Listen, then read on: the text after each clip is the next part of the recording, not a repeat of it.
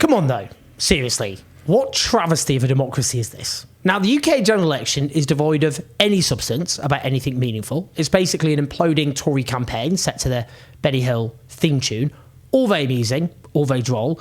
But we're not debating what a government about to receive an epic landslide, thanks to the total self-destruction of the Tories, is going to do with the half-decade it's set to have in power, at least with domestic policy all but erased, mere trivialities like, I don't know, spending, tax, the NHS, education, just not even there, or say existential threats like the climate emergency and how that can be turned into an opportunity, not getting a look in.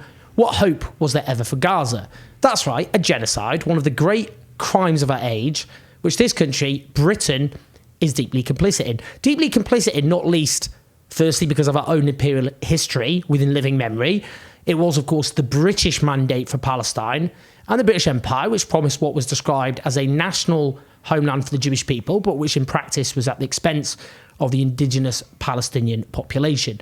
And deeply complicit because Britain backed Israel's genocidal onslaught from the start, refused to use its diplomatic position to take on that genocidal onslaught. Bear in mind that, for example, Britain still has a seat at the Security Council of the United Nations and is at least nominally the closest ally of the US, offers weapons to Israel, shares intelligence with Israel. We could go on. Now, I've written a column on the erasure of Gaza in this election for the Guardian newspaper. And I started by asking, is this a serious country or not? Because having a general election in which you virtually erase a massive genocidal war your government and opposition are complicit in is quite something. As I discussed in the column, this week alone, Israel has threatened all-out war with Lebanon, while Hezbollah's leader threatens a war without rules or ceilings, dangling the prospect of a far graver bloodbath than that unleashed by Israel's genocidal rampage in Gaza. The spokesperson of the Israel Defense Forces has admitted that Israel cannot be destroyed militarily. This amounts to a confession that the central war goal used to justify the slaughter of tens of thousands is unattainable. And the United Nations has released a report offering evidence as to how Israel's bombing campaign in Gaza may have systematically violated the laws of war on protecting civilians and civilian infrastructure. I don't think even the most attentive media outlets that have been reporting on the genocide since day one and prior to October, I don't think that those media outlets have really conveyed the full extent of the violence, the full extent of the barbarity of what is happening and the ways in which that has manifested. We're speaking here about hospitals that have been unable to cope for several months, and they are functioning really by the sheer determination of the Palestinian healthcare workers that are continuing to show up and are continuing to see patients.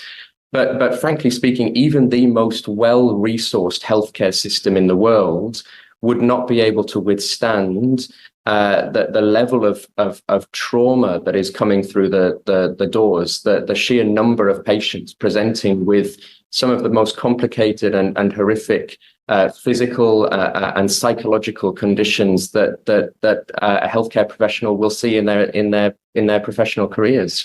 I mean, just digest this basic fact for a minute. An onslaught backed by the British government and opposition then involved the International Criminal Court's chief prosecutor requesting arrest warrants against the Prime Minister and Defence Minister who led that onslaught. That should be a national scandal. It means that Britain is implicated in what are officially alleged war crimes and crimes against humanity, but which in practice are self-evidently some of the worst atrocities committed in the 21st century. Indeed, a case has been launched by lawyers in this country to prosecute politicians for their complicity in these crimes.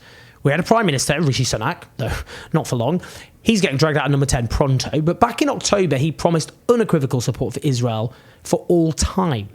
Well, Keir Starmer, Labour leader, who will inevitably become Prime Minister in, 13 days, did an interview backing Israel's right to cut off water and energy, sent multiple allies on television to defend him after that and refused to condemn these screaming war crimes.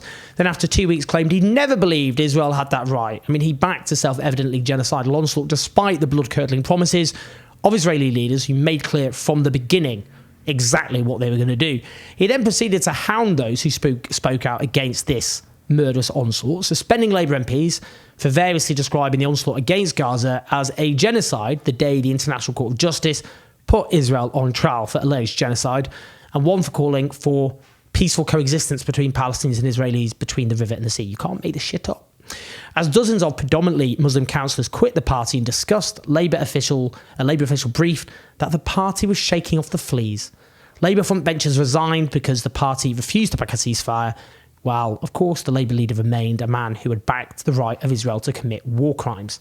When the Scottish National Party put forward a motion holding Israel responsible for collective punishment, which would then mean taking actual action on Israel, rather than simply empty words, hot air, Labour led the charge to gut that motion, even though it's clear that Israel has broken international law, egregiously so. Indeed, the Conservative head of the Defence Select Committee told a public meeting that the government's own lawyers had said this.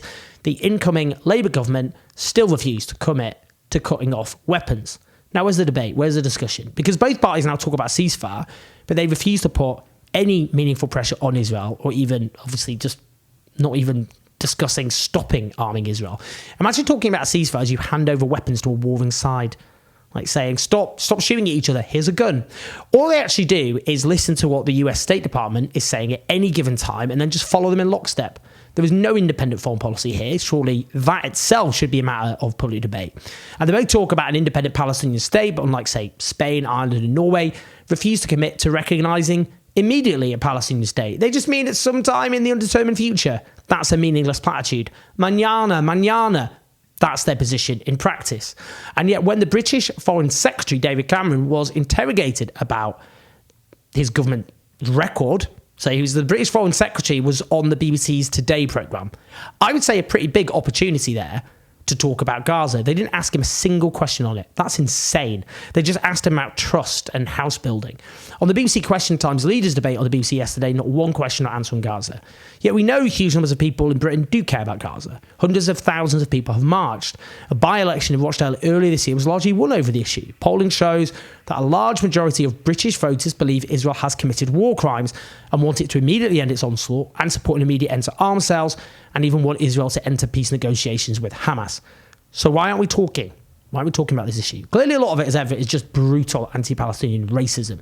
There's not even subtlety about the lack of worth given to Palestinian life. Palestinian life is given almost no worth at all. Much of the British media simply follows blindly the foreign policy positions of the establishment that they are part of, while political reporting in this country reduces politics to a soap opera, just one big psychodrama. Well, this is a travesty. Gaza matters. The Palestinian people matter. Peace matters. And the attempt to erase Gaza and British complicity from an election in which we're supposed to talk about actual issues is a disgrace. Well, we're not going to give up here. We're not going to stop talking about it, and nor should you. Please like and subscribe. Do leave your comments. Would love to hear your thoughts as ever. Please help us, as ever, try to take on the pro-war media and the abysmal media ecosystem that exists in Britain. Listen to the podcast. Speak to you soon.